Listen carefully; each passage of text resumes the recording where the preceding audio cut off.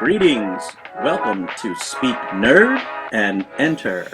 Talk about now. I don't know. What didn't we talk about? We talked about a lot of stuff before we came There's on there's an article that I saw the other day that was talking about new stuff for Star Wars and such that's coming out. the air. Or the new production Shows or stuff. role Yeah, playing? Or what are we updates talking on that. They're talking about they got the next season of Boba Fett in production, I guess, or about? pre-production. Yay. Well, it And can't get worse. hey, Famous last words. don't you dare. Yeah. Don't forget Andor comes out in like a couple of weeks. Wait, I gotta say this. Don't When you're jinx it. talking about Boba Fett, he excels at doing worse than last time. What Oh, could you're he not possibly wrong. do? You are not wrong. Doesn't that hurt?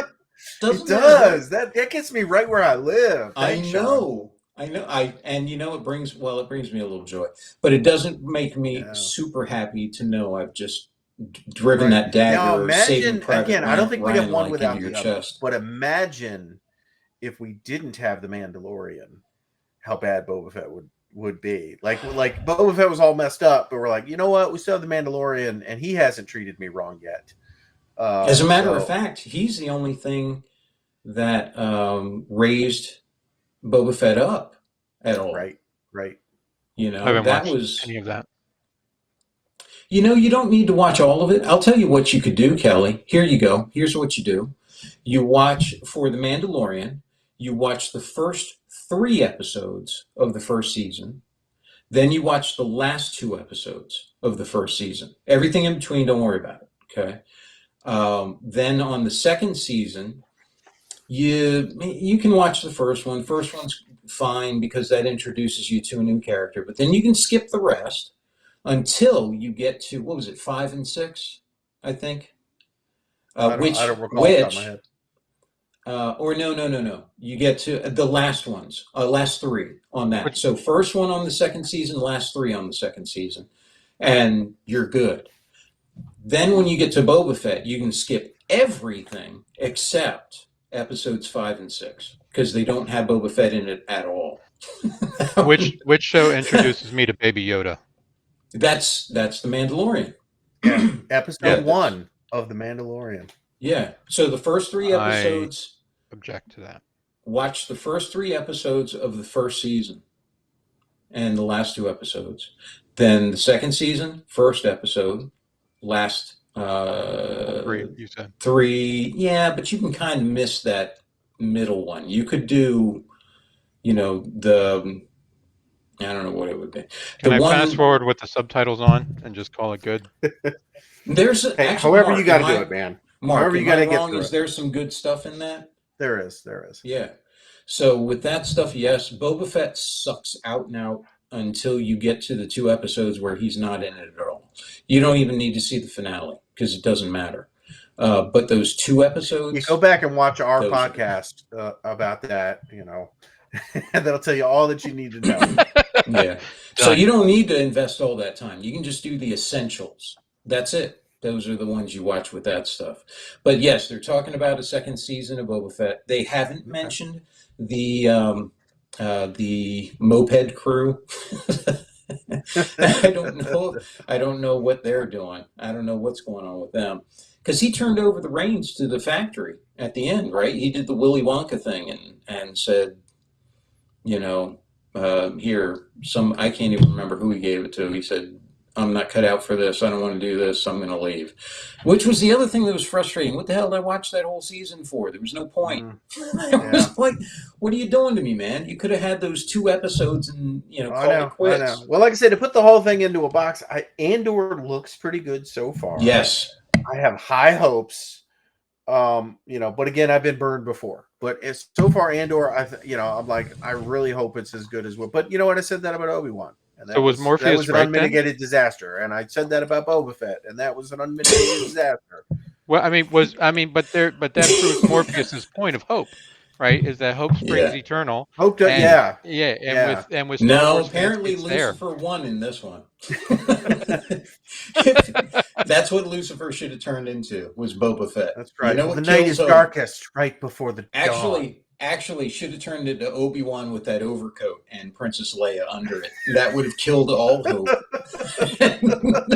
What can we do to show that we have utter contempt for this entire franchise? You're right, Lucifer.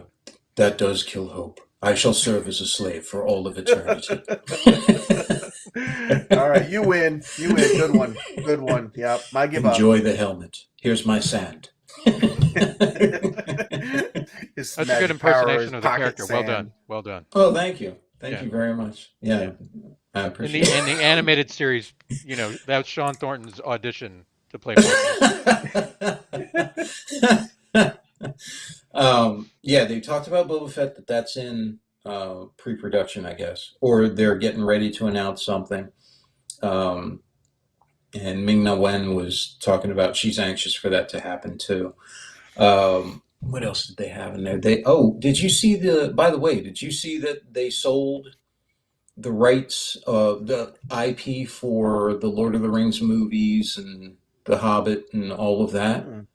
Yeah, some Embrace Group. It's someplace out of the Netherlands or Finland, one of those, Oh my God. one of those funky countries up there. One of those countries that's not America. Yeah, one of those countries where the prime minister is partying and dancing around and getting in trouble. I don't even understand that. Oh, yeah, you didn't hear about that? No, I've heard about it. And it was like, oh no, here's a woman in her 30s who went and danced. Yeah, I don't get that. I'm supposed to be like, what? I'm angry about.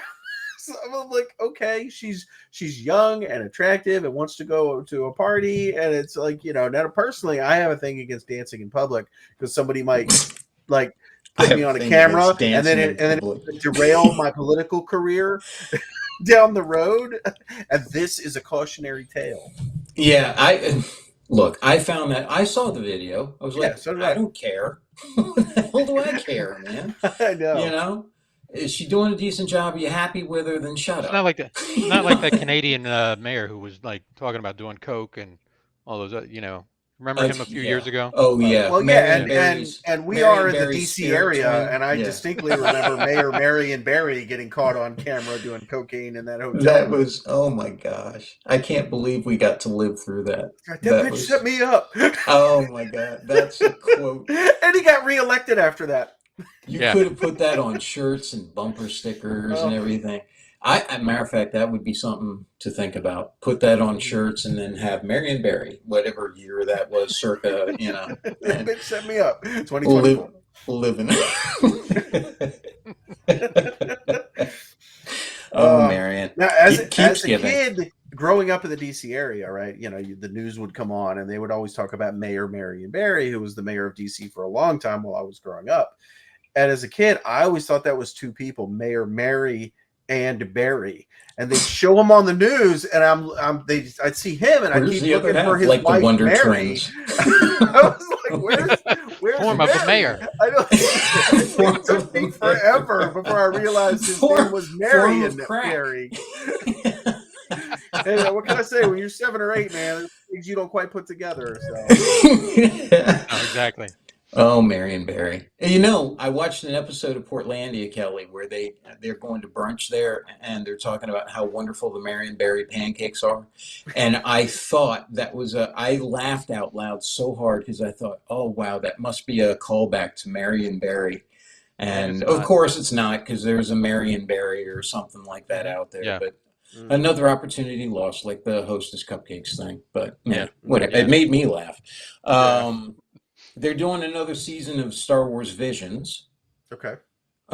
This one, however, is not going to be just anime. This one, they're doing like a global tour. So studios from all over the world are going to be doing, some anthology story in there. Kind of like, Love, Death, and Robots kind of thing. So I actually am looking forward to that. I enjoyed not all the stories from the first season, but I enjoyed a few of them. And I like the idea of exploring that and putting that out there to get all these other creative minds playground to play in. I kind of dug that, man. Well, I look to the two of you to tell me what I should actually sit down and watch. I do want you to be a little discerning in that, but Because I'm not an early adopter of some of this stuff, you know. The first episode of Star Wars Visions, I enjoyed very much. I did because it was meant to be kind of a homage or exploration of George Lucas's inspiration for Star Wars, which was the samurai, which was that whole culture. And so they went to Japan and said, "Hey, would you guys make some short stories that are Star Wars related, but animate them as anime kind of stuff?" And the first one I really liked. I really enjoyed that. I enjoyed that a lot. Other ones in there I thought were pretty cool, but I don't know if they'd be your flavor, So let's see. Yeah, they were talking to Ming Na Wen about that, and she's saying she's hoping something's going to be coming up with that pretty soon. Then Favreau and Filoni have been talking about their whole thing with Mandalorian, exploring that again, but that's no surprise. Yeah. Then this I thought was interesting. The new comic for Darth Vader, Star Wars Darth Vader. It's so Lord Vader, this is the premise, gets behind the controls of a pod racer and confronts his arch nemesis, Sand. So he's going to be racing on Tatooine. And the picture I see here is of Darth Vader like half buried in sand. So the second in command of the entire galactic empire is going to go get in a pod racer on Tatooine. I don't know if it's on Tatooine. I don't know. Oh. It's apparently one of the who knows? Who knows? But apparently, look, any planet in Star Wars from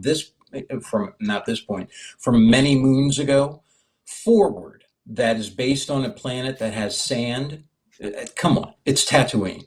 Yeah, I mean Jakku felt like Tatooine with Star Destroyer wreckage. It was like you're on Tatooine, and here's the other neighborhood. That's Jakku. That's it. That's all that. There was no originality there. Yeah, that's goofy. I thought that bummed me out. I was Vader. What has happened to him? That character needs to be saved. Well, it's not Vader. It's the people writing the comics. You know what I mean? Like you're given this amazing character to do some things with, and you're like, oh, of all the stories I could tell, let's put him on a desert planet in a pod racer. We've never seen that before, but now he's older and better and more in touch with the Force, so he'll be amazing at it or something. And again, I distinctly remember being a youngster at the comic book store when Troy was like, "Oh my gosh, listen to this, guys. There's a new comic coming out called Teenage Mutant Ninja Turtles." And we all thought it sounded like the dumbest thing in the world. Right? And it turned out to be this amazing comic and cultural, watershed moment. So you're saying that Darth Vader in a pod racer beating his arch nemesis could be like this. It could be. Like I say, I'm like right now it's not really like, doing it for me. But you know what? I'm not going to dismiss it. Maybe this artist is like, or this writer has got like, oh wow, I've got this really, really cool idea for a story that's going to be amazing. It's going to give me chills, and I'm like, okay, right. Wow, man, wow, emotional.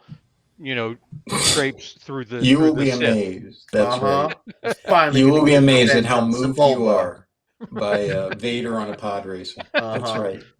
We'll see. Mark says I was moved. With special guest star Watto. Going to do his race, he is. Yeah. Speaking of which, they're coming out with an action figure for Size Snoodles.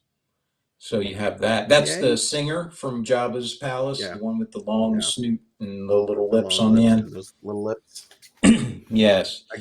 I hated the remastered one when they. I'm sure Drew is going to have the mint condition one of those. I'm sure he will.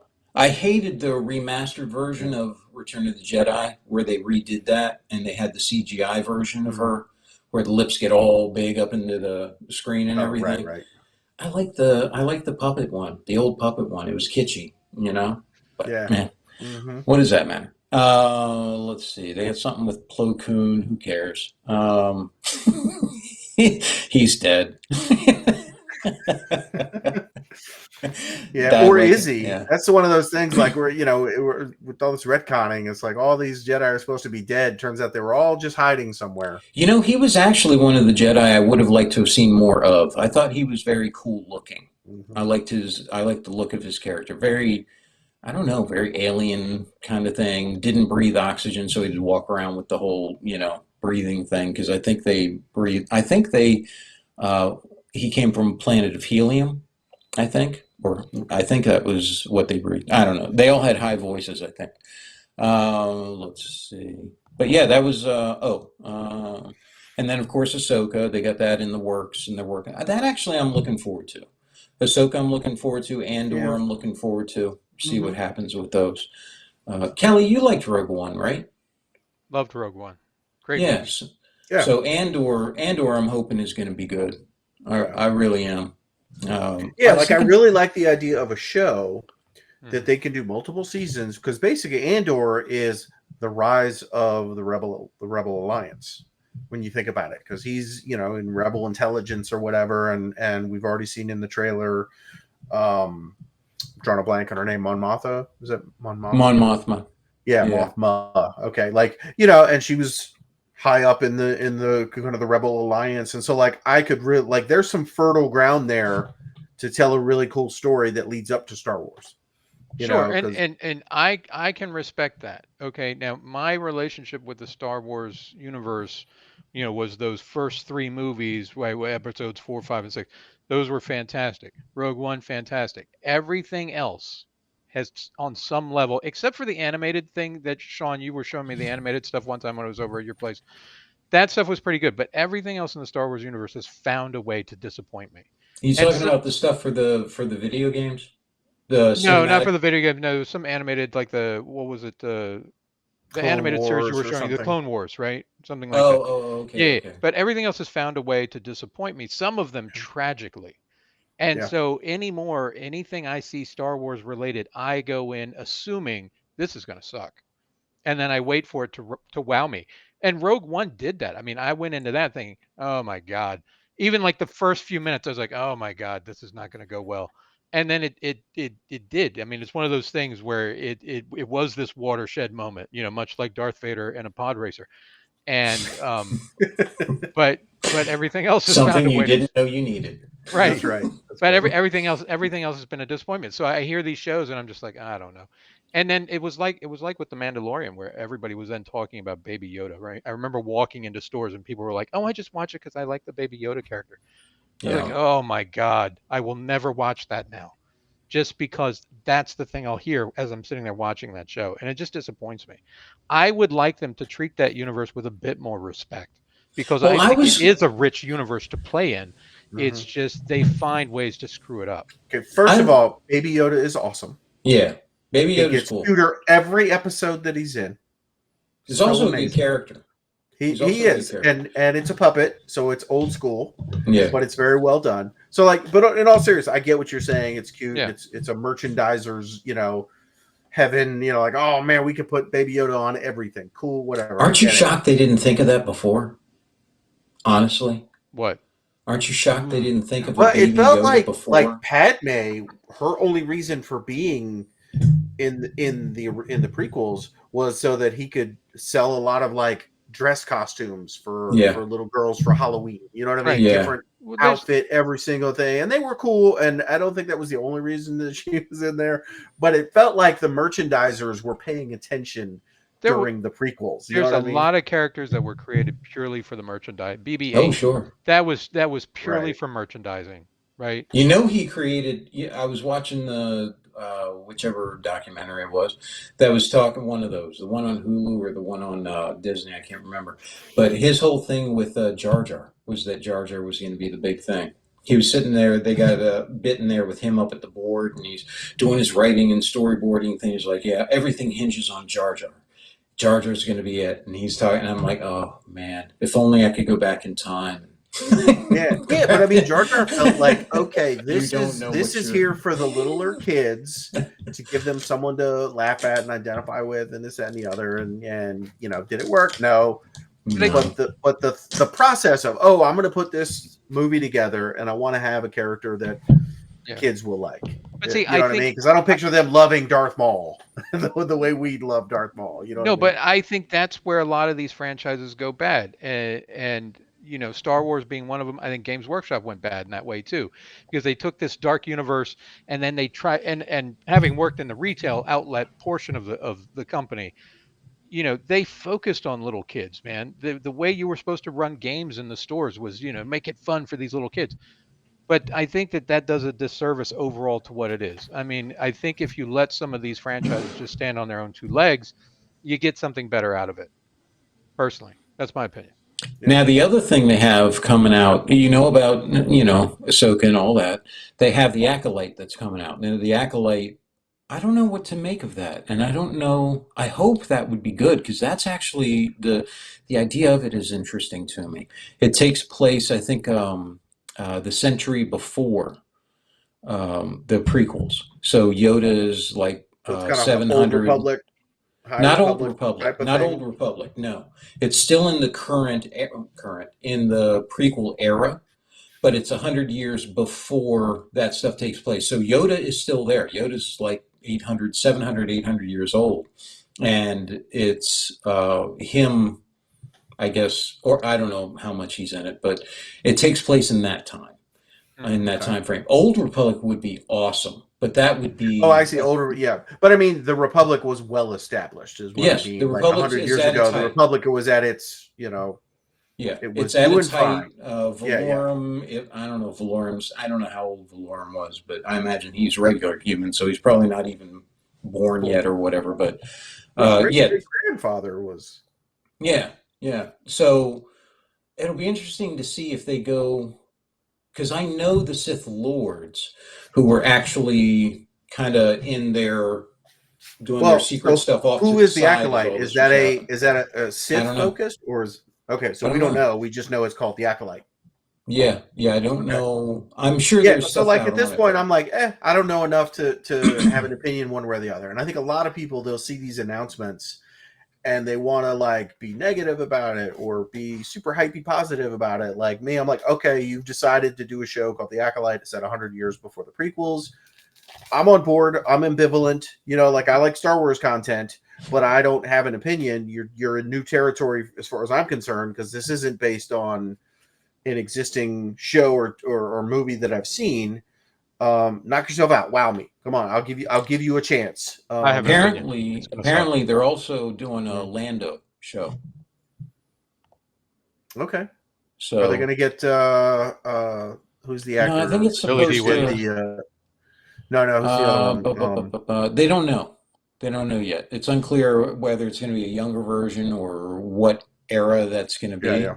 I don't know, but I do hope they involve him in that. Whether it's like a retelling or something. I think that would be awesome, because I always Yeah, is it Donald Glover who played Lando in that Han yeah. Solo movie? So I saw a thing going around on social media. They were like, "Oh, wouldn't it be awesome if Billy D. Williams was, sitting around telling stories like, oh, I remember this one time," and then it cuts to the younger actor going through these adventures or whatever, and it would be like a cool way to have both of them involved in it. But again, that was just something I saw on social media. I don't know if somebody at Disney was like, "What a great idea, let's do it," I do or think that would be a great idea. That sounds interesting to me. right. Yeah, they got a lot of stuff coming out Because I now, didn't or like him things they're as a working younger on. Lando Calrissian. By the way, like Solo was, it was fine. It was. I did not like it, but I think it had too much hype behind what it was going to be, and on the whole, I don't think it quite worked the way The anybody Solo really thing. wanted it to. Yeah, the Solo Yeah. thing. But I liked him The as best Lando Calrissian. He was fine. Yes. You know what I mean? Yeah, I Yeah, agree he with was that. good. The thing that I liked most about it, though, I thought, as a matter of fact, Donald Glover, I love him as an actor. I think he's a really good comedic actor and all of that too. And his Atlanta stuff is really good. I would love to see him more in that role. I really would. I would love to see him explore that with a good script behind it and all that. And he could probably do a lot of that writing. Look at me, already giving him jobs that way, but I don't even know if he would want to. But he's very creative. He's very good. Danny that Glover too. Danny Glover too. Danny Glover. That's Yeah, right. yeah. We'll have the Glovers in there. But also you got the Taika Waititi Star Wars stuff they're working on. I don't know how to feel about that now after Love and Thunder, but Mhm. maybe that's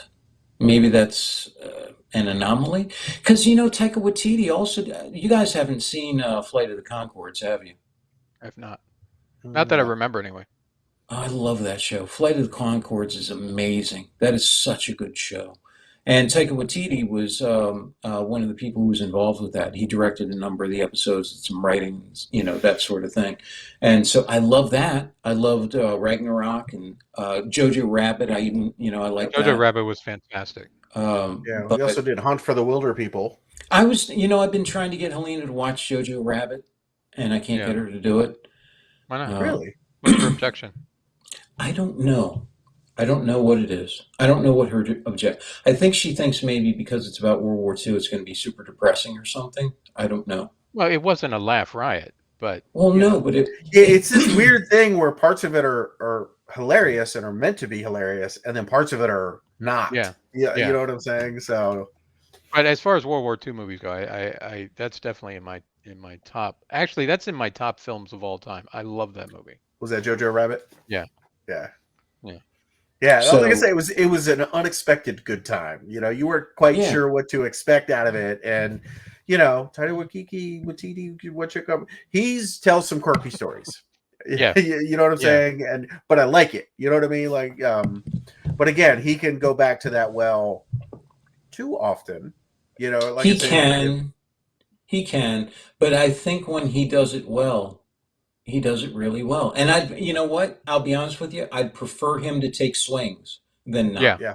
You Yeah, know what I I agree mean? with that. So even though I'm not a fan of Love and Thunder, that wasn't, you know, my cup Yeah, of I think tea. Ragnarok was better. I think I liked it maybe a little better than you did. Having seen it twice, like I said, I told you I went and saw it a second time with the people we were out It with. grew on Like, you a bit. I don't know that it grew on me more, but the second time you see a movie, the first time it's all you're along for the ride and it's all emotion and you're experiencing everything for the first time. The second time you see a movie, you're not focused on what's going to happen because you already know what's going to happen, and now you can focus on dialogue and setups and how, you know, and foreshadowing and all of these other things that you get to pay a little bit more attention to the second time. Yeah. And so like it was fine. Like I enjoyed it. And Did you enjoy the screaming goats? No. I think they were not as funny as everybody thought they were going to be. Yeah. But they were funny. Like I get as the second time around, they were not as funny as the first time around. I don't know guess why I that was didn't there. work for me, because I would have thought that would have been something I found funny, and but again, it didn't it felt work. a little bit like they were going after the memes, right? I don't know if you've seen that, where the Yeah. Taylor Swift song that has the goats put in at the chorus for one of her songs. You know, like screaming goats have been a thing on the internet and whatnot. And it felt a little bit like a little too topical, like they're trying to capture, you know, these funny memes out in the internet land, and let's put them in our movie. And I don't think it quite worked. But again, he took a swing. I didn't mind them. That, you know, they didn't detract. I don't think, but I don't think they were as funny as we all maybe hoped they would have been. Right? No. Yeah. But I think speaking of Sorry, Thor go though, for a second, after I watched that movie, I really was left to wonder, what is it about the Thor series of films The biceps. that they don't well, there you go. Just, but what is it about those films where they just don't seem to hold up, like the other parts of that Marvel universe I did like hold up as individual films? I like the beginning part of the first one. The stuff that's in Asgard. Yeah. I like that. The rest of it, Yeah, it felt flat. I think my answer to that on the whole basis is inconsistency, right? Asgardians are like gods and they're hard to kill. Well, is that all Asgardians? Well, I don't think so, because you know Thanos killed half of them, and those zombie guys in Thor: Love and Thunder are coming up there and they're like killing people on the bridge, and so it doesn't seem like all Asgardians are as powerful as like, you know, Thor and Right. some of the other, you know, warrior ones. What's her name? Valkyrie. And yeah, you know, like some of these Asgardians are like, wow, these guys are very powerful and they're kicking ass and taking names, and Thor can take you know, so much punishment. He can beat up Hulk. But I don't get the feeling like, why is Thor different than all the other Asgardians? I think yeah, because he's got as thunder and his father is, you know, like I get some of that, but again, where do the rest of the Asgardians fit in? Like it's inconsistent the rules My for Asgardians don't understanding, fit. You know what my I mean? They're understanding just a was, and I farmer don't village. know if, well, I don't know if they made this clear in them. And I don't think they did. I think that Asgardians are not. It's kind of like coming at the Israelites in Egypt, or the Jews in Egypt, where it's not actually one specific group; it's a bunch of groups, and so they're all Israelites. And that's kind of what the Asgardian thing is. There are those who are Asgardians, but then there's others who live there because that's where they live, and they're not actually Asgardians. That was my Like they're understanding. I closer to maybe, regular people than these, yeah, god level, right. powerful fighters. Like Korg lived in New Asgard, but he's Right, not right. Asgardian, right? He's an Asgardian, but he's not Right, but Asgardian. Korg, we So know he's not Asgard. I'm talking no, about no, but in that's Asgard, my in point. Ragnarok, right? That's You've my got point all of for these people hiding in the mountains or all the whatever. other ones. That was the thing. Not everyone was an Asgardian, like Heimdall. Hmm. Okay. And Right, but Heimdall, you have to Thor. explain that, or you're going to have this conversation where we're like, hey, why don't these work? Well, I'm sorry, I'll because put we're that not in the next sure. script. Yeah, why don't you do that? But that's one of those things. Like, there's some inconsistency to where, on the one hand, Thor can beat up the Hulk, and he's like ridiculously powerful, and then on the other, he's, oh no, my hammer broke, and I'm depressed, and these kind of you know what I mean. So I feel there's some I think that's a fair point. inconsistency. Yeah, I think that's a fair take on it. It is inconsistent, where in the other movies, maybe that is the thing, is that there's more consistency in the character and how they portray it. But the Thor movies were just up and down for me. I agree Right. with you, Sean. The Well, first Iron part of Man's the power is pretty consistent across all his movies. right, right. But I Spider-Man's agree. power is consistent across his movies, that kind of thing. Yeah, the falter of the Spider-Man series is the fact they keep redoing the fucking origin story of Spider-Man. They need to stop doing that. My God. No, I think Hollywood just really, really hates Uncle Ben. And Aunt May now. Yeah. Yeah, yeah. Aunt They're May's just starting to get it. And Yeah. Aunt May got that was that. I think actually that was worse than Uncle Ben. Uncle Ben at least just got shot. She got hit in the back of the head, and didn't realize she had an aneurysm until like yeah. 5 minutes later. And I was like, oh, that's rough. Let the lady go with some peace. Good Lord. But yeah. So it's a Swedish company, Embracer Group, that got Lord of the Rings. Excuse me. And what is that? I That mean, what got is them? Lord What of is them selling the IP and that kind of? What is that selling that to them gonna do at the end of the day, that other than gives them offloading some worldwide stuff? rights to Lord of the Rings, The Hobbit film trilogies, as well as other project properties related to books by J.R.R. Tolkien. Like games and all that stuff Okay. that goes along with it. And apparently, Embracer is known more for their games than other stuff, I guess. Um, so I don't know how that'll affect like Games Workshop and stuff too. So who knows what that means for them? But Yeah. Well, okay. Like I said, we'll see. That's one Games Workshop game I never really got into, was that Lord of the Rings game. The was that tabletop game. popular? Is I that don't know. popular? Like for a long time, it was a third core game. They had fantasy, they had 40K, and then they had Lord of the Rings. I think they kind of lost everybody because they went out of their way to make Lord of the Rings a different scale than the rest of their Right. stuff. So you Yeah. couldn't use those figures in your other things. And wasn't that the Um, family not the family, but whoever owned the Tolkien estate or the whatever. yeah, wasn't it them who said, yeah, we wanted a different scale so there's no I confusion or doubt it. something? I don't think they would care. You know what I mean? That sounds more like a Games Workshop decision than, like, It hey, might Games be. I don't Workshop, we're know. going to give you a license to make a tabletop war game.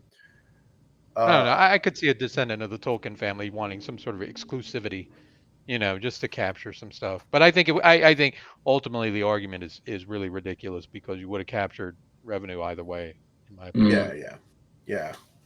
But again, they did the same thing with Inquisitor. They're like, let's make this 54 millimeters so it's not compatible with anything at all. Yeah, you know what I mean? So they that's why I And kind of that's lay that on at Games Workshop's feet rather than That's probably true. Tolkien. I did like those figures though.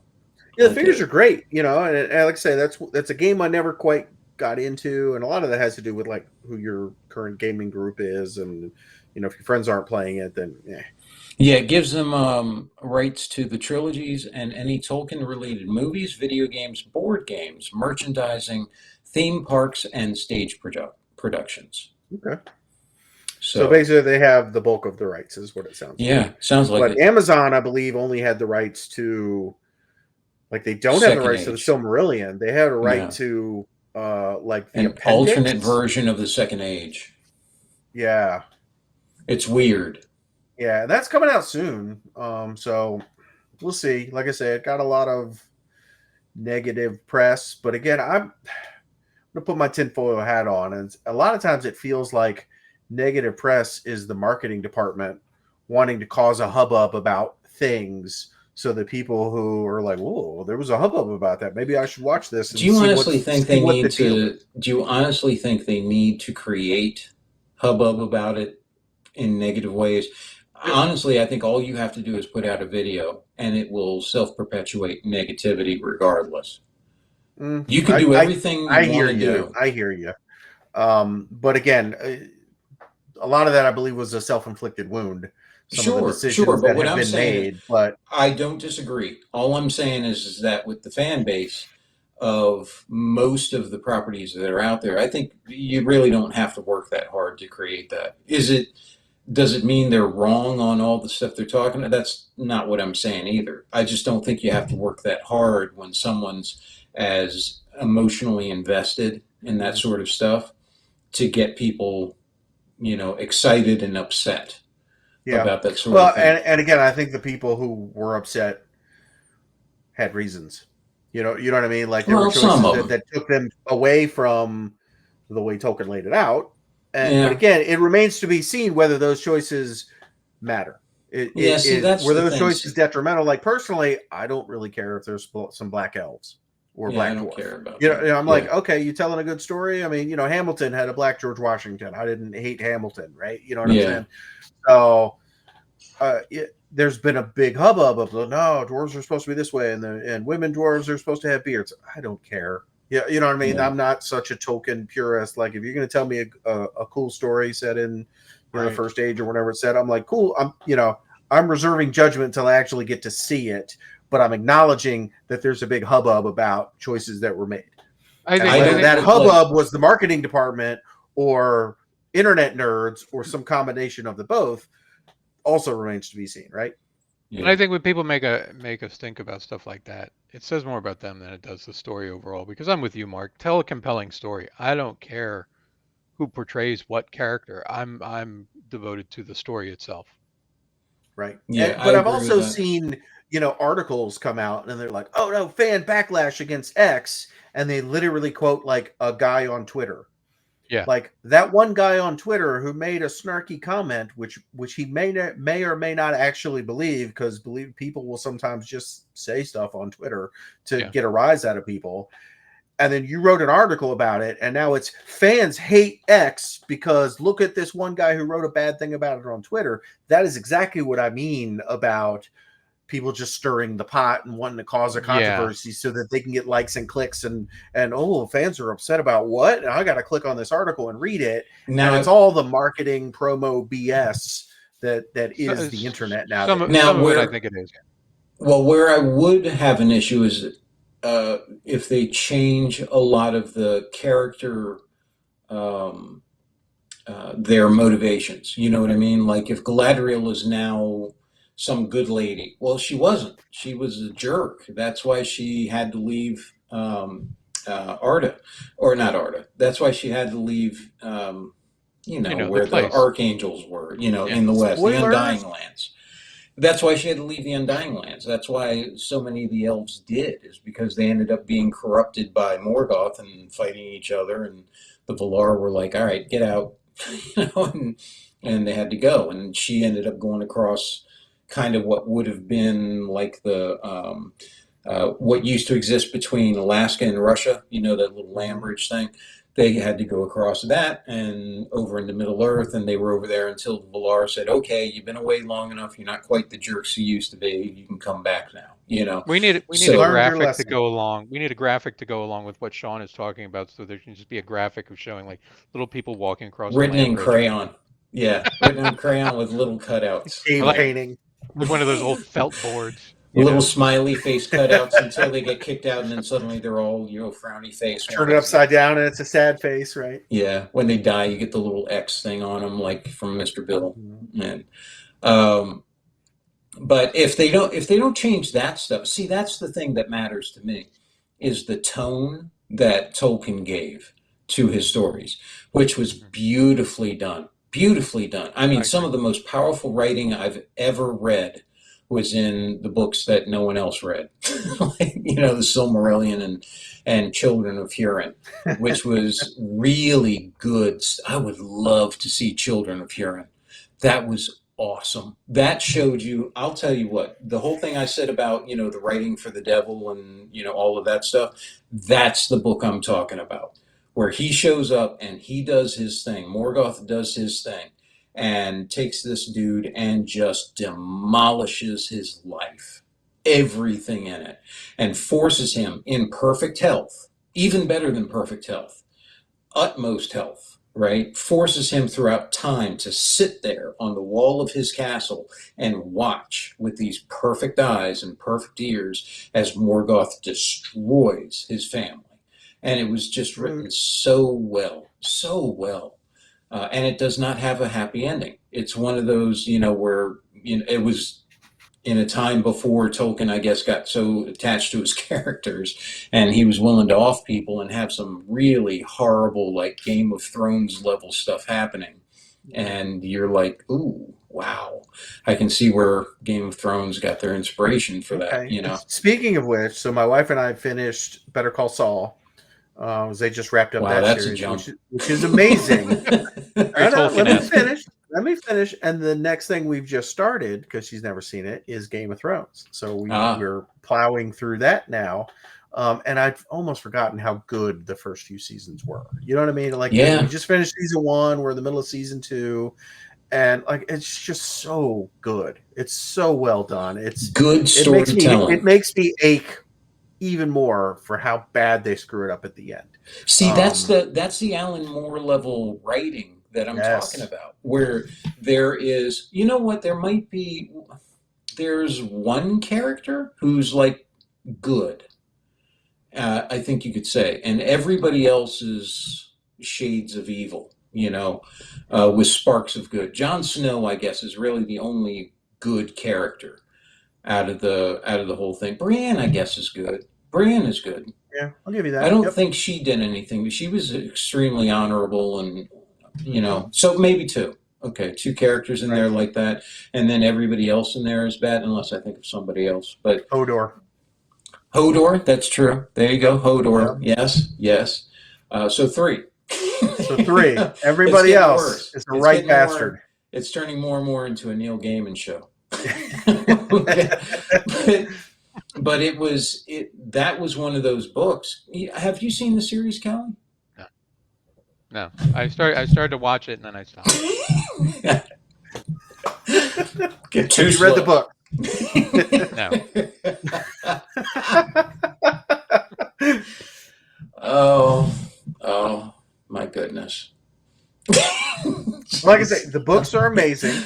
They're really good. I recommend them wholly. Yeah. And the show is so good until it's not. They really fall. So the show catches up to the books and then moves past where the books currently are. Mm-hmm. And it kind of goes off the rails there. But that's start? HBO's fault. When did that series start? The books or the show? No, the show. I don't remember. I don't know. It's been a while. 2008? I don't know. Or before that? I don't know. I don't remember. Checking. I remember we were watching the Door episode when I was in San Francisco.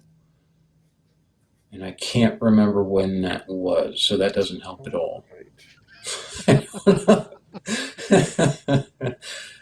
But sometime when I was in San Francisco, Kelly, they were a few years into the show. All right. Looks like it started in 2011 and ended in 2019. There you go. There you go. So at some point in there, I was in San Francisco.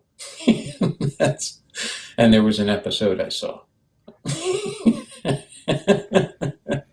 It's funny watching it with my wife because like a thing will happen and she's like into it, like, and she wasn't. Oh my god, like Now Drogo her, died, and she's like, oh my no. God, her, I want you to record her reactions for Yeah. various episodes so I can see that, because I do Okay. need to see her react to. Yeah, it's really cute various when things. like something unexpected happens or this Yes. unexpected person You dies. know what I'm talking about. Oh, And, I know exactly what you're talking yeah. about. I really can't wait for the red wedding. Oh my god. Yeah. Yeah. That's going to be amazing. I want to see. Yeah. I really, and that's in a sadistic way, I suppose. Yeah, because we're in season 2 where Rob meets that medic lady that he's going to marry really? and whatnot. So that's kind of where we are right now. And that's an example of some changes they made to the show from the books that I didn't mind. I actually enjoyed. Right. I was like, yeah, all right, I'm good with that. So yeah. Like I said, it's a very well done show. Like it really is such a well done show until it's not. You know what I mean? And you can tell where they decided to just take a shortcut. They're like, you know what? I don't want to do this anymore. Let's just do one more season and call it a day. Let's wrap everything up in a bow. And such crap. Kelly, Yeah. I will tell you the thing I love the most about A Song of Ice and Fire, Game of Thrones. The thing I love the most is the thing that really got me was the character arc for Jaime Lannister. That why did that get to you? Well, I don't want to ruin it for you because that is the seminal thing for me, and actually that's what got my son Sean into it too. I remember I was reading Storm of Swords, and I was doing that whole bit with him and Brienne on their journey to King's Landing.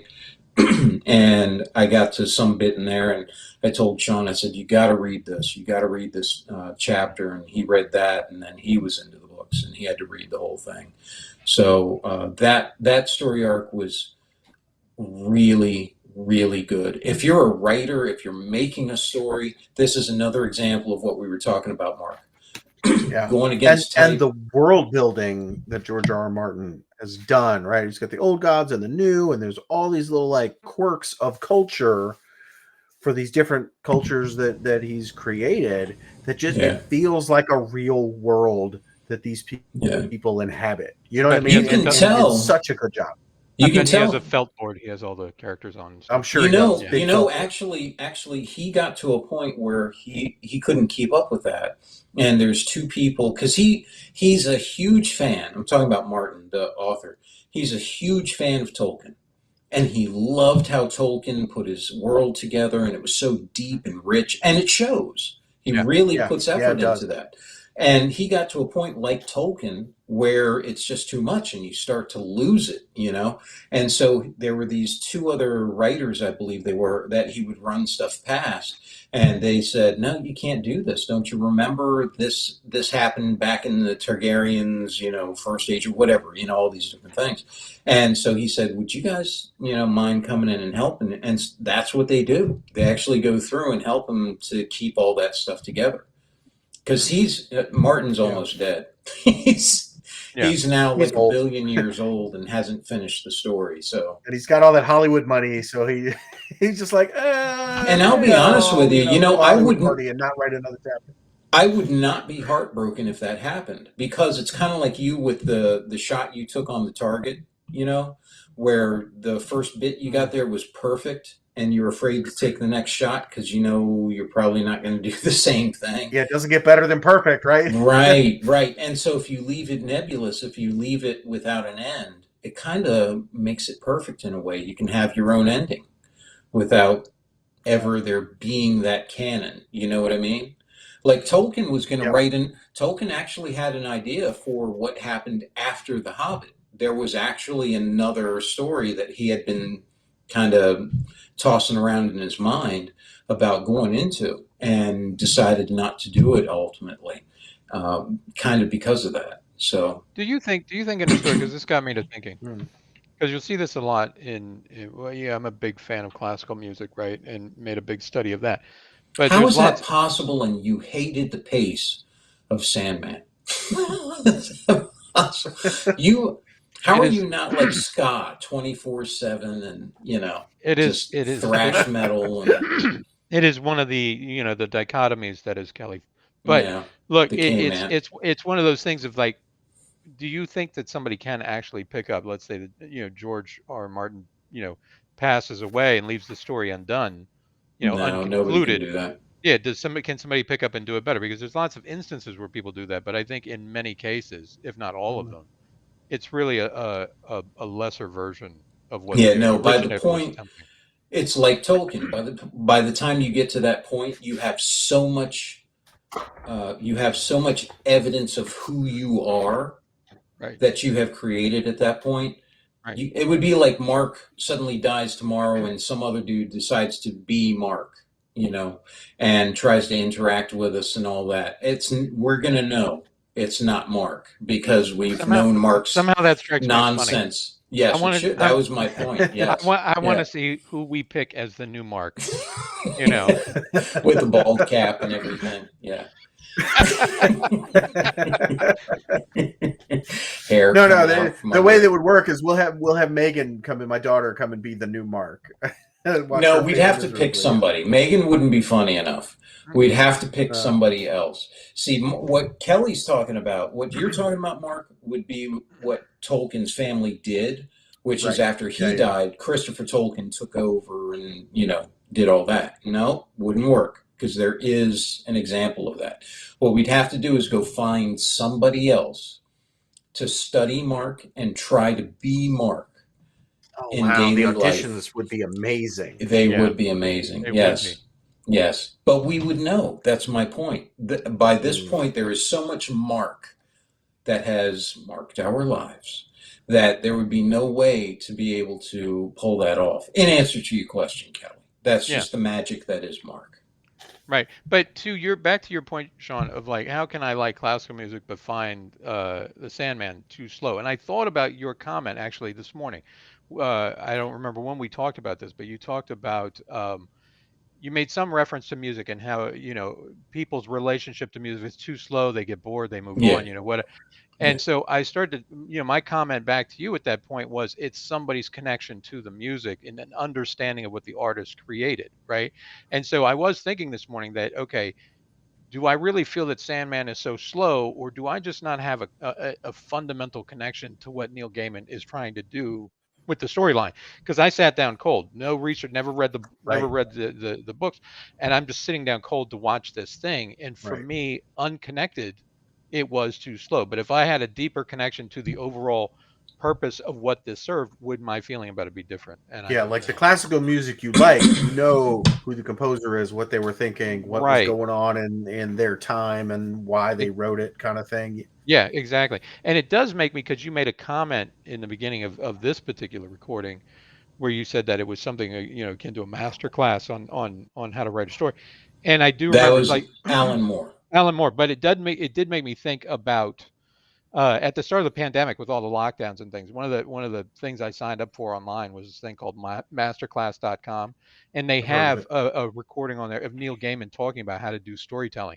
And so I thought what would be interesting is to go sit down, watch that, and then go back and watch Sandman and try to see, Mhm. okay, how does this fit with his philosophy of storytelling? Critique it with his own stuff. Kill Yeah, him with his own observations. a little bit, or at least enlighten my understanding of what he's attempting to Well, but in do. all fairness, don't forget, he did say, I didn't know how to write Sandman until Yeah. I started writing Sandman. Sure. So he said he was trying to find his voice there. But the things I have issue with are things that I believe are just fundamental to his writing. Yeah. Because I've seen it in all the stuff he does. But then again, who knows? Other I just people think it love was too it, so slow. maybe I'm just, stupid and a jerk and don't get it. But, It was slow, and Patton Oswalt didn't need to be in it. Absolutely anybody you else. know, I'm okay with Patton Oswalt being in there because I know what a nerd he is. Oh, sure. And I'm so glad. You can imagine how happy he would, because he's one of those people who would have loved Sandman. He Yeah. would have been like Sid at Blue Beetle, just, oh my Mhm. God, it's so cool. It's Sandman. And here we are in this little cliquish, in group that we have our secret cool thing that no one else gets and all that stuff. And would have just been absolutely insufferable. But I can see how that would be awesome for him to be a part of that, as a huge fan of it. And so I'm actually really glad he's able to do it. I don't mind it because of that. I just see him as being, really happy about it. Yeah, and they did it well. They did it in such a way that, if you recognize the voice, you're like, oh, that's him. But he didn't take focus away from the story, and that's pretty much how the character like, was in the book. Yeah. So No, that's fair. That's fair. if it helps, Tomato, tomato. Yeah, it is what it is. But he's in it now. You can't take him out of it. So no, we could dub it just like we did Darth Vader's voice. Yeah, nowadays get rid of that guy and bring in James Earl Jones to play the Raven. Change his voice, do different voices in there. Yeah, James Earl Jones. I that would be cool. Put that in there. Hey, what is your? We'll do one last topic if you don't mind, because I know it's it's marathon session for us. But I wanted to ask you guys just real quick, since we've been talking about all these different sandboxes, if you will. Which one is your favorite? And what I mean is, like Dune, Star Wars, Lord of the Rings, Game of Thrones, whatever you want to put in there as a sandbox world universe. Or what is your favorite? I'm not best favorite. No. Just gut reaction. I'm going to say Star Wars because of the potential it has. Like I keep looking at Star Wars and wanting something. No, it's not about lightsaber. I just keep wanting something more, and I would say that's heavily influenced a lot droids by like the blue milk.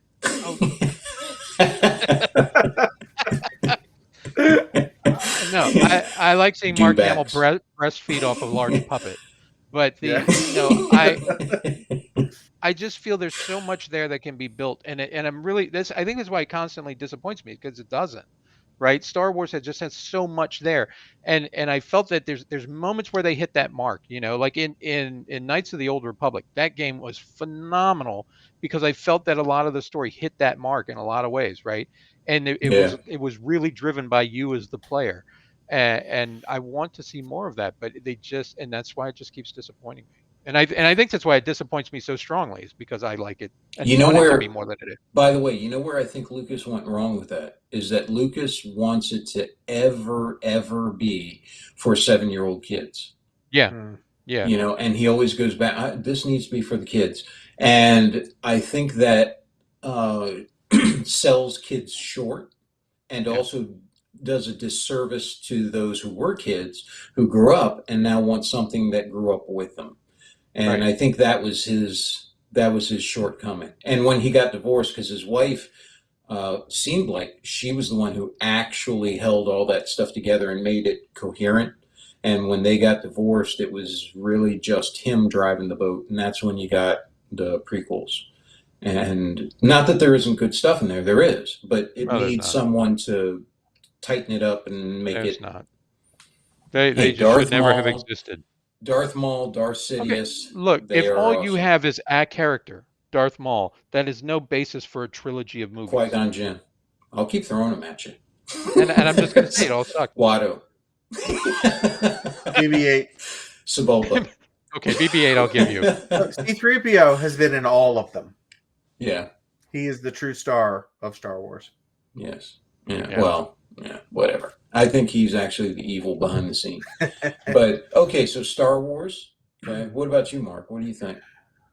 It would be easy to say Star Wars. Star Wars is a cop-out because there have been so many shows and movies. So Kelly, you're lazy, Kelly. You're phoning it in. Stop Kelly. It. Okay. Take a shot at Kelly. It's a cop-out. You suck. I'm gonna have to go with Warhammer 40K, but I would prefer to roll it back to Rogue Trader earlier editions. I agree with that. That sandbox there was just amazing, and there was so much to do. I like it a little bit less now that we've said they've colored in all the lines and fleshed out everything, and it's but even with that, it's still such a fun sandbox because you can tell this tiny little story, or you can tell this grand epic adventure all in that same. And again, you could do that with any of these. But if I had to pick one, I think that would be the one. But it's a really hard choice. There's so many cool franchises. Which one would be closest to it for you? Would Star Wars be like neck and neck, or no? or See, would you here's go with like something I different? do love Star Wars, and I think Star Wars is right up there close. I almost feel like Star Wars has damaged its own reputation with some of their misses. You know what I mean? Whereas Well, not Warhammer really bear hasn't. in mind. Bear in mind, we're talking about the sandbox, Right. That's not what I'm the saying. not the not the items Yeah, that have been true. created in it, but just the sandbox, right? Right. Because I that's still lean more toward the 40K stuff. no, that's fine. I'm just saying, just so you know, Yeah, that's yeah. what I'm saying is He's just trying like to Kelly said. legitimize the Mark Marines. That's Like all he's Kelly Right. trying to said, do. Yeah, it's those the guys are so potential for awesome. what could be done there. You know, that's Okay. Have you that's seen really the what new we're Land Raider talking about. model that they just came out with for Horus Heresy? No. Oh yeah. Oh yeah. It's gonna happen. Mark Marine Land Raider. Yeah, Oh. with flak armor all over it. Yeah. Uh-huh. Suspensors so they can carry all the heavy Which one is weapons. your least favorite? Do you think? 40K. No, I'm just kidding. Least favorite, like franchise Sandbox. Yeah. Ooh. You'll still watch it. You'll still go, but it's all right. There's Now, nothing better to do. You know. no, and I have one that I want to criticize, but it wouldn't rank as the worst. Yeah. Because remember, it's not about the specific movie or show; it's about the Sandbox. Right. Least favorite. Rocky. I honestly, Star Trek. Star Trek keeps coming to mind. Yeah.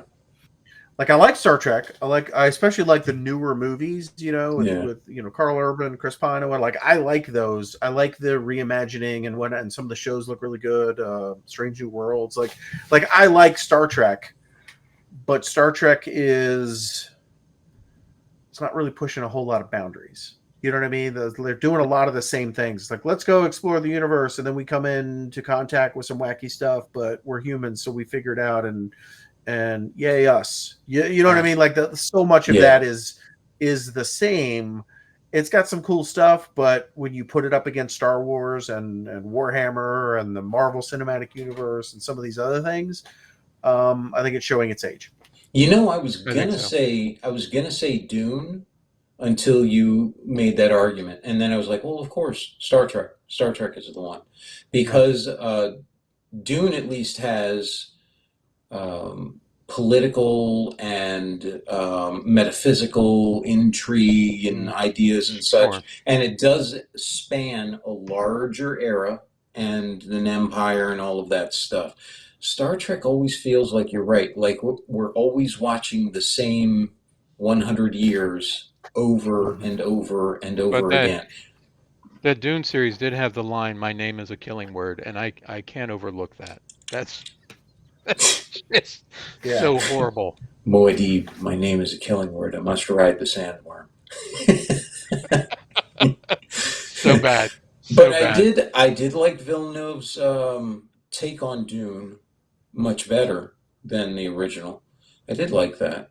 But Dune is not my favorite. Dune would be like just above. Right, but it's not my Trek. least favorite either. You know what I mean? Like I like Dune. Dune just never got a fair shake because we had the movie in the '80s. Well, I always found Dune to be which was good for its limited. time, but the new Dune, you're like, oh yeah, these guys are giving it its due.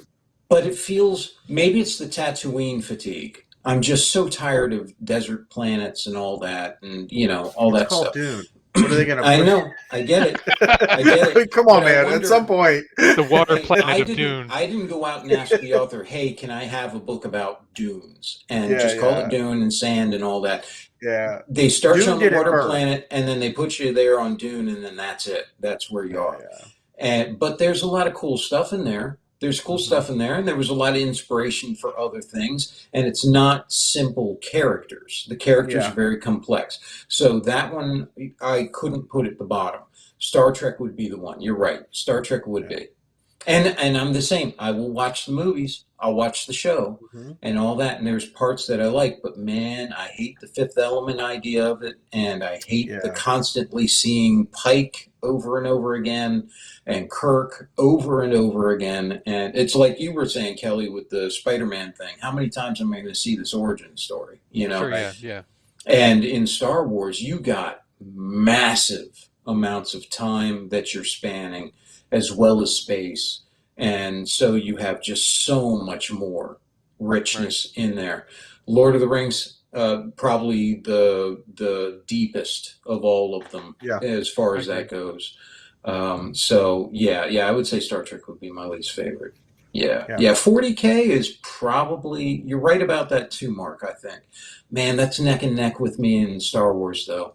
Oh, no, That I agree with is, you. Like I said, Star Wars is great, but if I had to edge one out, yeah, the grim dark of the 40K yeah, universe and the sheer number of like races and factions and all of like and the history of 40K is going to edge out as far as yeah. like if we're going to tell some cool stories in this sandbox. There's, like I You're said, right. You're right because his sandbox was set up to be a little more Pollyanna than the Grimdark. And the Grimdark is, you look at that and people would say, well, you just like being that. No, it's when you're good in a situation like that, you really have to be good.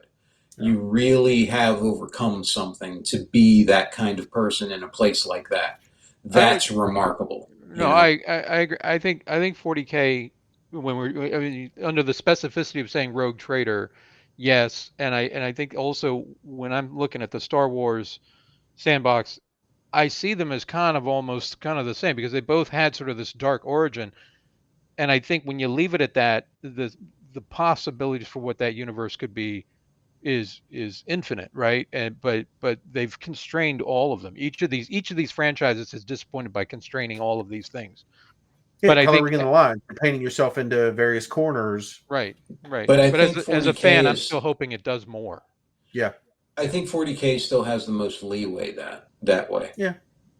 Do you? I do because there's a lot of things that they can change. They haven't colored in all the lines, and some of the lines they haven't colored in are very important, And even and some so of it the ones leaves a they've lot of covered it wiggle room. colored in are cool. You know what I mean? Like Yeah, I don't want to make it sound all negative. yeah. There's a But when it lot of first cool came ones. out, they're like, "There's 1,000 chapters. Here's like 5 or 10 of them." But you want to make your own chapter, go for it. And so now we know a lot more of the chapters, and we know a lot more of the things. And like Necrons used to be this just kind of mystery thing, and now we know all about their dynasties and more about their history and all. And that's not necessarily like not cool, but it's not this faceless enemy that it was back in the day either. You know what I'm saying? So And you look at something like, as an example of what you're talking about, Mark. Kelly, have you seen Astartes? Yeah, I That's think that Dan. fan-made animated. Yeah. Dan had me watch that. Yeah. Okay. So Astartes, I think, is an example of why 40K would edge everything else out, is because the richness of that is compelling regardless of how much you know about that, and shows the possibilities for discovery because even fans, diehard fans of 40K, still don't know quite what the hell was going on in that clip. Whereas if you do that with the Star Wars story, you're not going to have that. You'll have people who will look at it who don't know anything who'll be like, "Oh, that's amazing, that's cool," but you're not going to have somebody who's a deep, deep expert in Star Wars go, "Oh, what was that? I don't know what that was." They're going to be, like me. They're going to be, "Oh, that's Old Empire," or So "That's maybe Lord Vitiate," or yeah. that kind of thing. So maybe GW just hasn't committed the sin of trying to explore it, whereas in the Star Wars universe they keep trying to explore, explain, and categorize. I well, I don't. think in Star Wars they're trying to explain like we showed the cantina scene with all these aliens, and they felt compelled to give every single character that ever appeared on screen this detailed backstory of their own action figure and blah blah blah. Contrast that with Warhammer 40K, where you literally have Black Library doing novel after novel after novel, short story after short story. But these characters aren't necessarily like, they're spread all over the Imperium. They're spread all over time Yeah. because we're dealing with the thing. And, some of them might be about a character that we know, a Primarch or a chapter master or something. But some of them aren't. They're just about like some Imperial Guard colonel or whatever, The who worst. he's important The in the worst. story, but in the grand scheme of Should the never be stories about of that. the Imperium, who cares? It's one Imperial Guard regiment amongst thousands or even millions, And so like they can go in and I feel like in Star Wars you're zooming in, and the person you're zooming in on or the group that you're zooming in on is a large portion of the universe. I feel like in 40K you're zooming in and it's like you still don't matter, but we're going to tell your story in the grand scheme of things. Sure. You know what I mean? Like, now my last question then. We know which one is most successful at widespread acceptance. Care Bears. And that's not Star Wars. That would actually, I would say, be Lord of the Rings. That would be Middle Earth. Because you have people who otherwise are not into Star Wars who actually enjoy Lord of the Rings because it has, just about everything that way. You got war, you got love, you got all the, hope stuff and all that crap too. You got some of the evil going on and all of those things. And you pretty much got everything there. Could 40K ever be as widely accepted as something like Lord of the Rings? I don't think it could. I think it could, but it would require Games Workshop to very thoughtfully handle their movies and televisions. Well, remember, they haven't really jumped into that stuff yet. They've had a couple of false starts. Wouldn't you have to curb, not truncate, wouldn't you have to curb much of what makes it 40K? You couldn't have a lot of the stuff that Chaos does on film and have the same audiences that you have for Lord of the Rings. Yeah, Quentin Tarantino can cut off somebody's ear. You know. That's what I'm saying. Yeah. Like, I think Warhammer would shoot themselves in the foot if they tried to make a 12-year-old version of Warhammer 40K. You know what I mean? Could you do a lot with a PG-13? I think you could. Could you do more with embracing because look at Game of Thrones. That is 100% R-rated. It's vicious. There's people getting killed and murdered and hanged and cut up and so like they didn't try to like dumb down or that's a poor choice of words, but they didn't try to make it Lord of the palatable. Rings palatable as for a movie. But again, Lord of the Rings is written from a different tone, and rightfully so. Mm-hmm. So I think they would have to go. Here's a Could you ever see your wife sitting through a 40K fighting chaos or Tyranids kind of movie? Because you know what would be in there. Absolutely. But again, if it's just like, hey, let's have 2 hours of Space Marines fighting Tyranids, okay, that's a thing, and a lot of the people are going to just enjoy that if it's all this battle or whatever. But then you gotta what's the reason for the story? Who were they saving? I'm not talking about just the battle part. That's not what I mean. I know, that's what I'm saying. It's how the story is written, and absolutely a deftly written story set in that. You could make a compelling. Will absolutely work versus a poorly written story set in that sandbox. You could make a compelling story, especially around chaos and what that involves. Because, of course, you have items or stories that contend with the soul and who you are, all these things that can be definitively provocative. But because it's the 40K universe, it would require very gruesome, disturbing, it doesn't shy away from the cost, is what I'm saying. When you go the route of evil or you go the route of the truly alien that looks at us like food or to be conquered, that sort of thing, there's a lot. They don't shy away from it. If this is part of the story and this makes sense, like Tarantino, like you said, this makes sense, we're going to kill in a brutal way. That means so much to everybody else. Did that as well. That was the most Tyranid feeling thing we've ever seen. I know you don't have to like the movie, Kelly. I'm talking about when all the bugs showed up and started killing people. You don't think that was done in a almost, what would be a good, almost like a parody? You know what I mean? And it was. But when those bugs showed up and started tearing people limb from limb, they did. You were like, they did. RoboCop was the same thing. Yeah. RoboCop was the same thing that way. Mm-hmm. But what I'm saying is that with this, there would be no reprieve for who would be the normal audiences for this sort of thing with humor and lightness and that sort of stuff. I love 40K because it is relentless. It is relentless. It will not make it easy for you.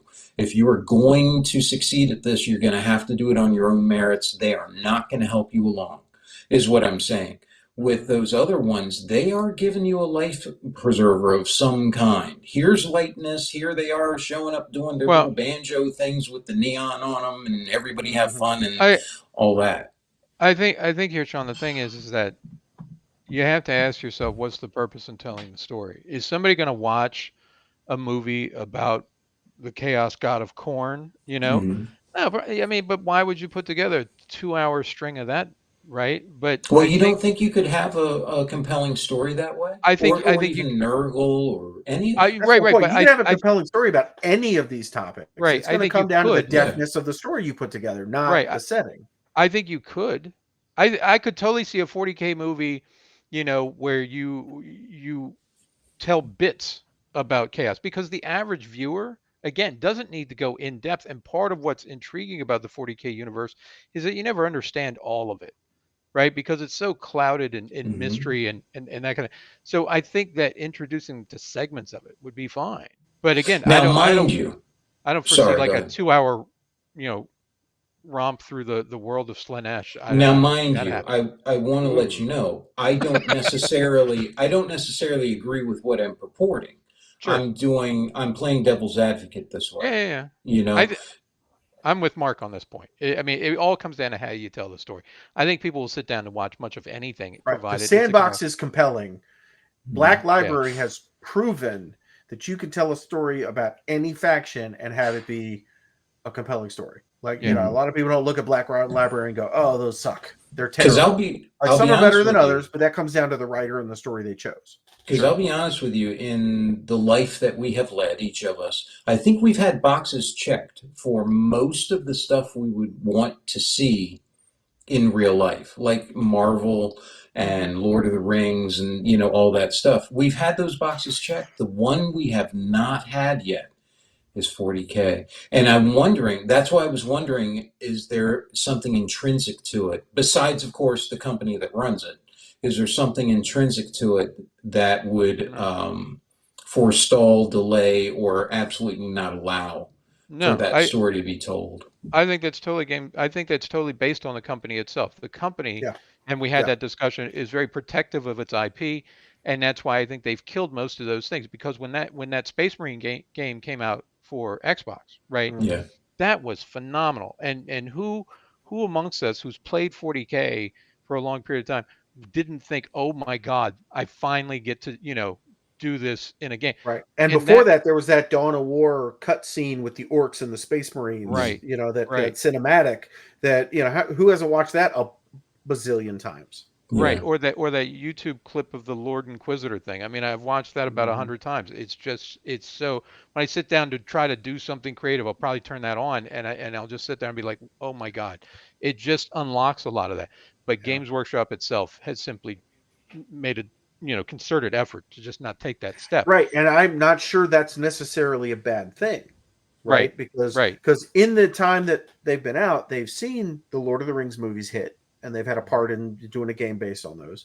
They've seen the Marvel cinema. They've seen the Marvel movies pre Marvel Cinematic Universe, which were hit or miss. They've seen Marvel take it in house and just create, $1 billion franchises from, let's be honest, some campy kids comic books, Yeah. right? And like everybody's looking at Marvel and going, "Wow, look, wow, look what they've done with this property that they've had." And because some of these comics, you look at them, you're like, Ant-Man, look what they did with Ant-Man, yeah, right? Look what Yeah. they did with Guardians of the Galaxy. These are not A-list properties like X-Men and Avengers and some of these one, and they're hitting on all cylinders, even if you right. didn't like a particular movie or whatever. And so I like the fact that Games Workshop can go, wow, we're sitting on this gold mine of intellectual property that we've built a rabid fan base over 40 years, and let's bide our time. The storytelling technology is now at a point where we can tell anything that we want. Whereas maybe Sure. 20 years ago, some of that stuff would be, I'm not sure I would want to have seen a 40K movie that came out in the mid 90s. Oh, Well, God. remember the No. short thing they used to show at games With the Space GameStop? Wolves, yeah. Yeah, But and even at then, the we were time- rabid for that. We were like, oh, that's so cool, at the right? time, but At you the time. knew, yeah, Right. yeah, and again, we've seen the video games. They've done they're pretty prolific with their video game licensing. There's a lot of 40K related video games. Yeah, they're doing a good bit of that. Some are I shooters, just- some are tactical, whatever. But I just think hope that's that- like testing the waters. I hope they keep because I like a lot of the creative license and control that they are doing with the novels currently. Not all of it, but a lot of it. And so I hope they keep that same thing as they go forward into Now the imagine new era. a Game of Thrones quality rated R show set in the 40K universe. Would you watch Yeah. that? I'd watch the heck out of that. I would watch. Okay, it's about an Inquisitor. It's about thing- whatever. You know what I mean? I'd watch the heck out of that show. The thing that gives me pause, man, I just don't want them to do it on their own streaming service. That's the I understand thing. that. Like, I'm sure that they're like, oh, if we put that on our own streaming service, we make so Yeah. much money. 'Cause Well, you if you put it on know- HBO and you're the new Game of Thrones, or Netflix. Yeah. Or Or Hulu. Netflix. Well, Hulu probably wouldn't do it, but Netflix would. Man, can you imagine the exposure and just yeah. and again, that's an ongoing series. Let's say you had one about a rogue trader or an Inquisitor or something along those lines. Cool, I'm down. And then they get to hit various aspects of the whole universe, right? Yeah. You're going to run into some orcs, you're going to run into some Eldar, you're going to run into some chaos, whatever. And then boom, set that aside. Now you could do a 2-hour movie, an hour and a half movie. See, and the other thing, how many different things could you do? There's so many. I'll tell you what I would do with them. First thing, right out the gate, you go balls to the wall. You do the Indomitus Crusade stuff where you got Custodes, Marines, Inquisitors, Sisters. You got every big faction there, and you just do an anthology thing for that as they're going through in little vignette stories, kind of like Love, Death, and Robots stuff where you're doing it for these characters there. And if something catches, great. That's what you explore. If it doesn't, you don't have to worry about it. No big deal. You just let it kind of go to the side. And that way you're able to explore it, continue on with it, and give those who are hardcore fans. We don't want to start out with Imperial Guard. No one wants to see the first thing be from, 40K be Imperial Guard shooting las guns at, chaos cultists, and it's going to bore the hell out of me. We want squats. Squats actually would be pretty cool. Squats versus Tyranids or orcs. Or Squats something versus that oats. all that there, but there's a lot of stuff you could have, and hey, there's your lightness, squats and orcs. There you go. But that's what I would urge, is that kind of thing, and then go from there. Build that base up without having to put too much investment into that. Now again, you're talking about a single thing. Like, now let's put our empire building hat on, and we look at what Marvel has done, where we're like, phase 1, 2, 3, 4, 5, 6, 7, 8, 9, 10, 11, 12. All of these things are interconnected. All of these things, they can stand on their own, but you're telling this larger story. Like, that's before we even go, okay, what could Games Workshop do? What could they tell a story? Obvious one of the answers is Horus Heresy. Like, if they want to go balls to the wall, they could tell the Horus Heresy, from start to finish. And, do they have a built-in audience? Yeah. Do they have a compelling story in there? You bet. Sure. And that would not even explore most of the modern factions. That's basically. Well, you could do that with the anthology thing, the Love, Death, and Robots thing. And I know, but what I'm talking about is you're talking about an anthology, which is cool little bits. I'm talking about Marvel has put together 20 plus movies that all tell a story. Or let's just go Infinity Gauntlet. They put together a bunch of movies up to the Infinity War. So to switch that over into 40K, that would be Siege of Terra and the final showdown between Horus and the Emperor. And I'd be down with that. I would. I'm just saying. I'm trying to think from, because you know me, I'm more artistic than business. But I'm trying to think from the business side and thinking, okay, what would be better or easier to sell? I would love to have a Horus Heresy thing and start from there and go on and do a big epic, just sweeping, just, immense, majestic story that Right. just And blows imagine you if they away. did it on the scale of Marvel, where you have these big name Hollywood people playing these various Primarchs Mhm. There would just be and that 1 2 hour movie of everybody lining up to jump in front of Horus to save the Emperor.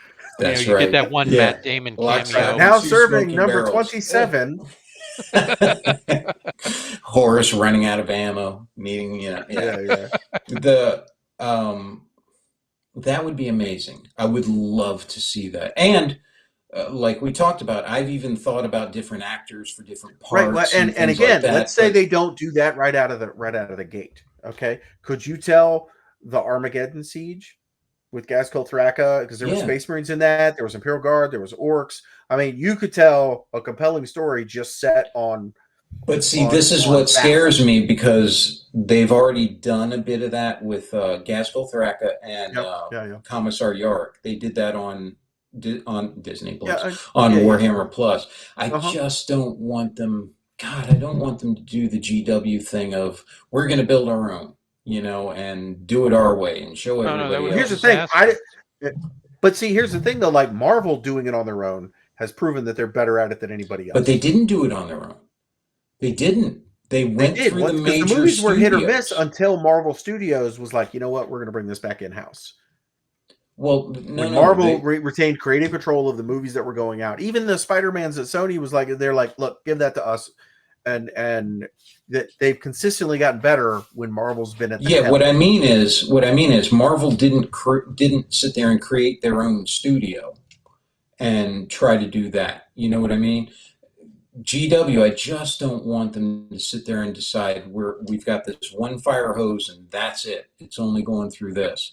I want them to do it through someone who has better experience and a better track record with not screwing with it first, so that they can tell their story and not worrying about that, but also an ability to reach a massive audience. That's why I'm thinking of, like Netflix. Because Okay. as See, popular I as lean more toward Warhammer HBO. is, Like I think if well, they made a HBO's deal with fine. HBO and got the I got same no type of problem with people who that. were running Game of Thrones, No, I got no beef with that. You want it on right? HBO or But something? again, That's fine. I don't want to get in the weeds of who's running it. I'm talking about I'm the just quality saying, level and the scale of these existing franchises that have proven successful. well, but Go for it. my point is Marvel. People knew who the Hulk was, even Iron Man. A lot of people knew who they were. GW doesn't have the same. They're big and they're smaller See, I ponds. disagree with you there, Sean. You like You what can, is but you're it? wrong. No, the is it like the Call of Duty and the Halo franchises are as big as Star Wars. Yeah, they They're are. as big as Star Trek. They're as big as these Yeah, huge ones. So, like, you're how many right. 40K video games have a lot of people played? Maybe they haven't read the Mm, books or haven't played this. not at There's a all lot like of people who Halo. are very familiar with the grimdark of the No, 40K not universe. familiar with GW. Not familiar with that. Halo and stuff was massively popular because it went through like Microsoft. It went through a massive platform where it was their IP. They're putting it out, putting the money in and all that to make it what it should be. So Bungie went to them, hey, here's our plan. You guys want to be exclusive to this? Yep, we want that. Here's money. Go do your thing. And we're going to give you exclusivity here, built-in fan base and all that, so everyone's going to see it. That's what I want GW to take advantage of. Then once you're I'm with you. done with that, then once you've got that audience built up there, then start breaking worlds and doing your thing and all that stuff. I just want them to not shy away from using this tool that's already there and figuring, well, that's all right. We're going to do a 50-year plan. And ours is going to be, build them up one at a time on our own Warhammer Plus thing that we put something out on every couple months. I stop trying to be a big dog if you're not a big dog yet. Mm. That's what I mean. Yeah, you're right. What I don't want to see is them. We're going to do a live action, Inquisitor series on Warhammer Plus. Am I going to watch it? Hell yeah, I'm going to watch it. The question is it going to be good? And again, Right. if they take their money, because remember they're kind of big dogs when it comes to some money right now. They could hire the big name actors. They could get, because remember, whoever's filming this thing, it's not going to be like 3 GW employees in a camera in the back parking lot. For They them, can get the quality of, say, a Game of Thrones if they're willing to put the money into it. Right. I would love for them to go Will to they? I don't know the answer to that. See, I would love the for them to question. go to a studio and say, we just want your distribution help, your access to the fans and all that stuff. Don't worry about the budget. We will put the money into the budget to make the movie. That would be amazing. I don't think they're going to do it, though. I don't think they would. I think that's where most people would get cold feet. Yeah. Yeah. Lucas, that's the Hey, only I want reason. to put $200 million into this thing. Fingers crossed. That's the only reason Lucas was able to do what he did. And props to him, man. I wish more people would pay attention to that and, realize here's a guy who had a dream. Yes, he's kind of goofy on some of the dream stuff and all that, but you know what? He got rewarded. And those who stuck with him did. Let me put on my prophet hat.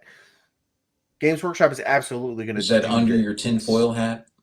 Under my tinfoil hat. Games Workshop is going to do this. We've already seen them dip their toe in with, Warhammer Plus and these kind of. It's going to happen. What remains to be seen is, are they going to do it well, or are they going to do it not well? Yeah. Right? None of us know the answer to that because man, Star Wars has done it well and Star Wars has done it not well.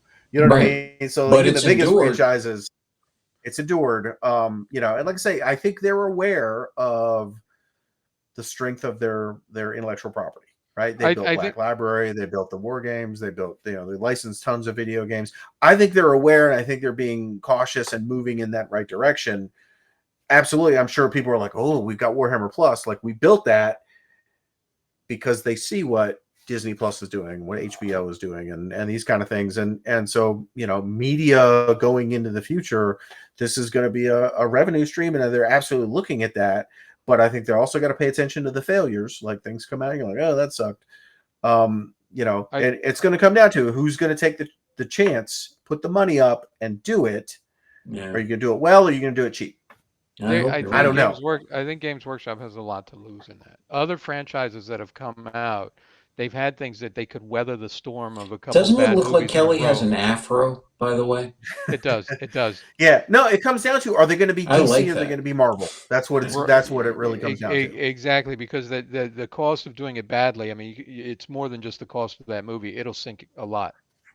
That's right. I mean, let's face it. They just literally canceled a $75 million Batgirl movie because of the reputational risk. That was their term. They were like, if this comes out, because remember, you could put it on HBO Max and nobody would care. We'd watch it. I have HBO Max. I'm not paying extra. I'd watch your dumb Batgirl movie, and we'd all make fun of it, and it'd be terrible memes and whatever, but you'd recoup some of your cost. It's content that you're putting out. But they're finally getting smart and going, yeah, if we put this out and it's that bad, this is going to hurt us. It's going to hurt all the other DC movies that come out. You know what I mean? And so I think everyone's paying attention to what's succeeding and what's failing. Yeah, right? Because you would expect Superman, Batman, Aquaman, Wonder Woman, the DC thing. Like, people are like that's got some juice, but they haven't been able to capitalize on it. Yeah. Right? Why? I don't. That's a whole other show and topic or whatever. But I hope Games Workshop is paying attention to both. And like I say, it's going to happen. The question is it going to happen well, or is it going to happen not well? Falls in their court. You're not on Fulgrim yet, right? That's on deck or something. It's on deck. Yeah. Which one are you got doing a lot shorter? currently? So I go through less audiobooks now than I did before because my commute is so short. So. Yeah. Okay. All right. Yeah, I keep waiting to be able to talk to you guys about, one of the books or something. So that's why I was wondering. I'll push that up on the list. All right. And Kelly, did you send him the stuff? I did. Mm-hmm. Okay. All right. Yeah, if you could, Kelly, I would love to be able to talk about that stuff. What's weird is I downloaded the Black Library app on my phone. Yeah. And I went and logged in. And I guess years ago I signed up or something, and I have like one thing in my title. And so it's logged in as me, right? Not as you. And I'm like, oh, cool. How do I log out and log in? And I can't find anywhere in the app that lets me log out. It's a very confusing app. I will tell you. Yeah, the app is terrible. You know what I'm Yeah. saying? So, like on my phone, it doesn't work. I have to basically do it on the computer or a This is different one of the device. things that gives me pause about them. That's why I worry, you know. Yeah. But man, I hope you're right. Yeah, I would love to talk to you guys about that and those books and stuff. So, Mark, if you're doing Fulgrim, I guess Kelly, I would say, hey, start with Fulgrim. That way we can talk about it. Fair enough. Yeah. All right, guys. Well, on that hopeful note. Yeah. Yeah, thank you very much, guys. I appreciate the discussions on that and stuff. And maybe one day we can sit here and talk about casting. So, indeed. Yes. I wonder who Henry Cavill's going to play. And I don't think 40K has ever given me a desert planet. Talaran Desert Raiders. No, but I'm talking about in a book. I'm sure they've made books about them. I've never read it. So maybe that's why. Maybe that's why. But they haven't forced one on me. Let me say that. Exactly. There you are. They don't force all the same planet on you all the time in every story, Tatooine. Yeah. That's true. So, okay. Tatooine is a happening place. One of the big ones. Going on there. One of the big ones that I would suggest for you to read. As a matter of fact, you might want to supplant Fulgrim. Well, I don't know if I want you to do that. Spit it out. What do you got? Crap. There's a couple of good ones I want you to read. I really want you to read. The Emperor's Legion. That's one of my favorites. And as an audiobook, I really like that because Helena would have to sit in the car with me as I'd listen to it. And she would always say, why don't they have women doing the women voices? Why do they always have one person doing the voices? This is one of those books where they had like 3 people doing the voices. Okay. And so that was really cool. And it's about Custodes. It's about Sisters of Silence and the return of Reboot Gammon. And so the Emperor's Legion is one of my favorites. I love that one. And you have that in your library? Yeah. And that one was really good. The other one is what is the name of it? I can't remember. It's the latest trilogy that Dan Abnett is doing, and I will figure out what that is. But yeah, if you want to do the Emperor's Legion first, that one's really, really good. So anyway, yeah, I will do that. So many good books out there. There are. But if I were going to have you do one, that one I think is the one I would suggest. Hopefully, it'll be a good enough pace for you, Kelly. There's political intrigue and stuff like that, but there's a lot of fighting in it. Don't be a hater on my commentary. No, I'm not. I'm being serious. I'm trying to think of something I was trying to think of something that would have a good balance of stuff in there. And this one was one of my favorites. I remember playing this particular chapter for Helena and saying, oh, you got to listen to this. I love this part. What do you think? And she liked it very much. And she's casual at best. I was so happy when she was watching Astartes and she asked me at one point, she said, is that Horus? And I was like, no, it's not, but I am so glad that you remembered that. That was cool. So anyway. All right, guys. Well, thank you very much. Yep. And I will see you boys next time. See ya. All right. Bye. Bye. This concludes our Speak Nerd and Enter broadcast.